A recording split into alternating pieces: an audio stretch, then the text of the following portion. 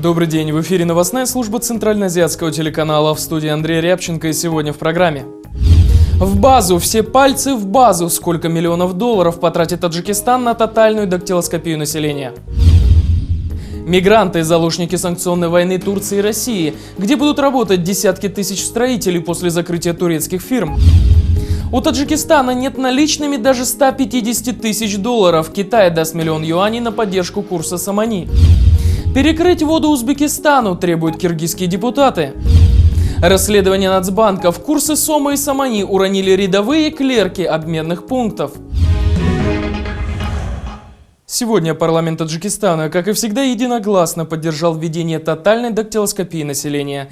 Теперь, чтобы купить сим-карту для сотового телефона, необходимо внести отпечатки пальцев в базу данных и получить отметку об этом в паспорте. И хотя никто от таджикских депутатов не ожидал неудобных вопросов о нарушении прав людей, тем не менее представитель Госкомитета нацбезопасности все-таки на всякий случай подсказал нардепам, как потом оправдываться перед населением. Представитель чекистского органа посетовал, что душманы-талибы беспрепятственно используют таджикские сим-карты, чтобы держать связь между группировками. Кроме того, смеют использовать продукцию отечественной сотовой связи и контрабандисты, и другого рода преступники. Возмутило силовиков, что порой один человек зачастую пользуется несколькими сим-картами, но это пока запрещать не намерены. По словам самих же разработчиков закона, сегодня в республике используется около 7 миллионов сим-карт, то есть подавляющая часть более чем 8-миллионного населения должна в раз пройти дактилоскопию. Чтобы справиться с таким потоком желающего сдать пальчики населения, республике будет необходимо закупить больше оборудования для дактилоскопии, нанять и обучить сотрудников, которые будут осуществлять эту процедуру. Кроме того, нужно будет провести тендеры на закупку этого оборудования за рубежом, ведь подобной техники республика сама не производит. Сколько это все обойдется бюджету, пока не озвучено ни инициаторами законопроекта, ни президентом, который теперь должен документ подписать. Примечательно, что депутаты тоже то ли постеснялись, то ли забыли, то ли им не позволили сверху спросить, во сколько обойдется бюджету повальная дактилоскопия. Зато председатель Нижней палаты Шукурджон Зухуров поспешил потребовать от будущих органов дактилоскопии иметь хорошее отношение к населению, чтобы не было недовольства со стороны жителей. Так во сколько обойдется тотальная дактилоскопия граждан? Где Таджикистан будет брать средства на покупку оборудования, если в бюджете на следующий год даже не нашлось денег на закупку инсулина и повышение пенсий? Не видит ли нардеп в этом законе нарушение прав человека? Мы спросили у депутата таджикского парламента, главы партии экономических реформ Алима Бабоева. Там речь не идет о отпечатке пальцев и так далее, просто перерегистрация, чтобы каждый сим-карта имел конкретного человека. Регистрация вот этих сим-карт. И больше всего там никаких отпечаток, ничего там не присматривается. Нет, это сами компании перерегистрируют своих клиентов. И не представляют информацию. То есть информационную базу создают, и чтобы мы знали, что, допустим, вот этот телефон, который мне звонит, и это относится к мне. Вот только в этом и все. И сегодня в том же парламенте глава Национального банка Таджикистана оправдывался за резко обесценивающийся Самани. Напомним, что разница между официальным курсом и цифрами в обменных пунктах достигла разницы почти в Самани. Судя по всему, главный банкир разом решил все финансовые проблемы Таджикистана. Он оштрафовал рядовых сотрудников операционных касс и попросил миллион юаней у Китая. Джамшед Нурмухаммадзада, глава Нацбанка, сообщил, что 6 сотрудников обменных пунктов были оштрафованы на сумму от 60 до 100 тысяч самани, то есть от 9 до 15 тысяч долларов. Ранее регулятор оправдал девальвацию национальной валюты тем, что рядовые сотрудники без основания завышали курс доллара, используя нестабильность валютного рынка, и тем самым едва не обрушили валютный рынок.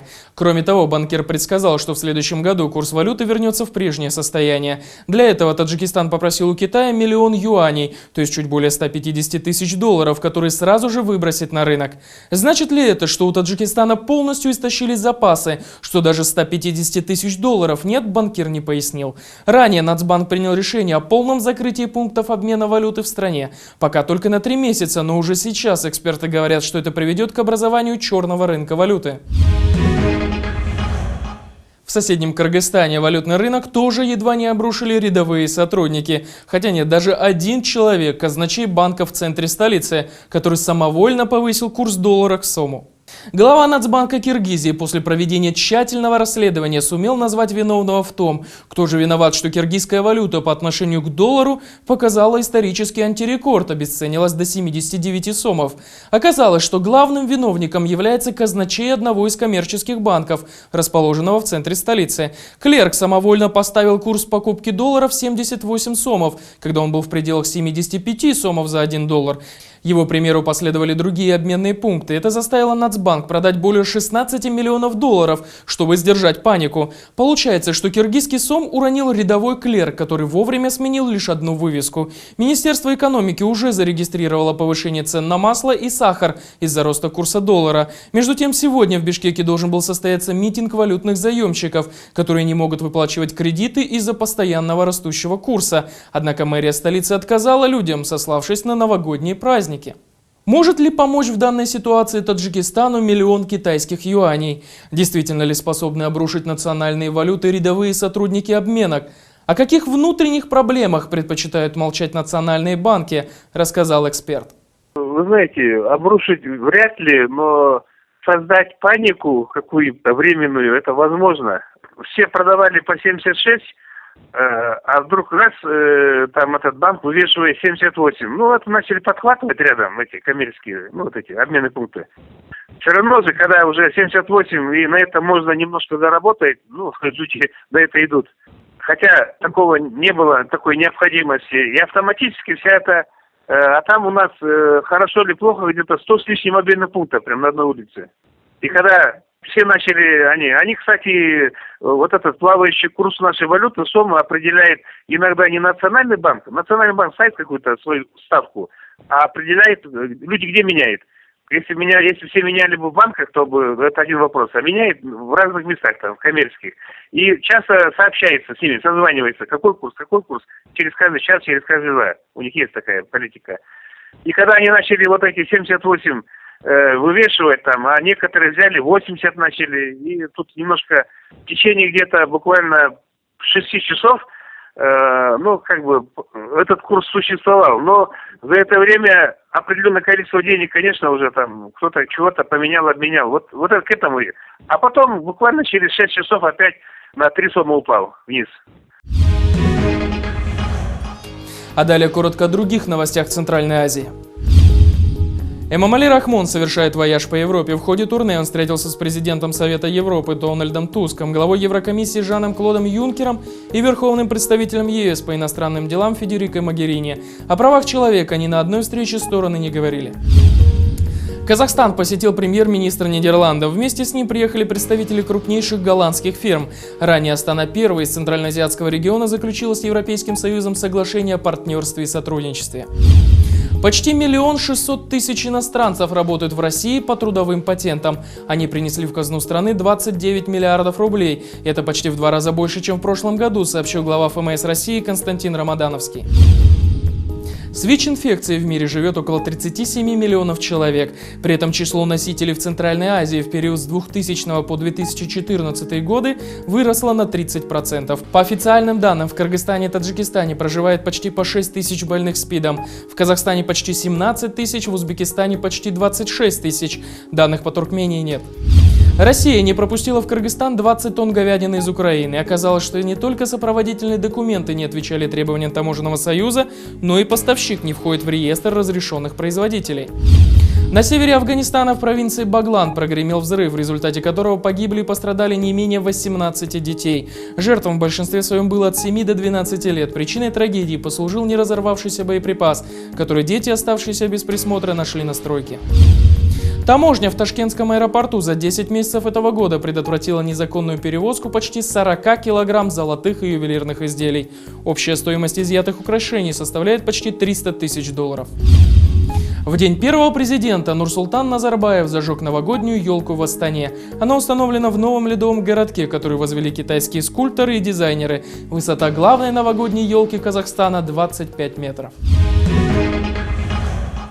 В Кыргызстане бывший министр энергетики, а ныне депутат парламента, потребовал пересмотреть квоты выделения воды из реки Нарын в Большой Наманганский канал в Узбекистане. Так, сегодня депутаты обсуждали межгосударственное водопользование трансграничной реки Нарын, которая позднее становится Сырдарьей. Депутат от пропрезидентской партии Османбек Артыкбаев поручил правительству пересмотреть процент вододеления реки Нарын в пользу Кыргызстана. Правительство решает вопросы о тарифах водопользования, но мы должны контролировать этот процесс. У меня вопрос к вам. Вы отвечаете за водопользование международного уровня? Да, мы отвечаем. А как вы распределяете воду Узбекистану? Согласно нормам Нукусской декларации установлены лимиты распределения воды. Мы просто контролируем этот процесс. Есть такая норма. В прошлом году, учитывая водность и климатические условия, в некоторых селах нехватка воды составляла от 26 до 65%. Получается, что воду в соответствии с нормами мы отдаем себе в ущерб. Надо пересмотреть этот вопрос. Санкции России в отношении Турции ударят в том числе по мигрантам из стран Центральной Азии. Многие из них трудятся в строительной сфере, где очень сильны позиции Турции. Однако после закрытия турецких фирм в России многие мигранты потеряют работу и будут вынуждены вернуться домой, где работы тоже немного. Кыргызстанская ассоциация «Замандаш» выступила с опасением, что российские санкции ударят по трудовым мигрантам. Сегодня в России находится более 100 турецких строительных компаний, часть из которых будут вынуждены свернуть деятельность. Именно турецкие фирмы являются крупнейшими работодателями для мигрантов из Центральной Азии. Переориентация и закрытие компаний неизбежно повлечет за собой переизбыток рабочей силы в странах СНГ, отметили в ассоциации. И если Кыргызстану, как члену ЕС, будет все-таки легче, то для Узбекистана и Таджикистана это будет значить возвращение рабочих домой, которые на родине будут вынуждены оставаться безработными.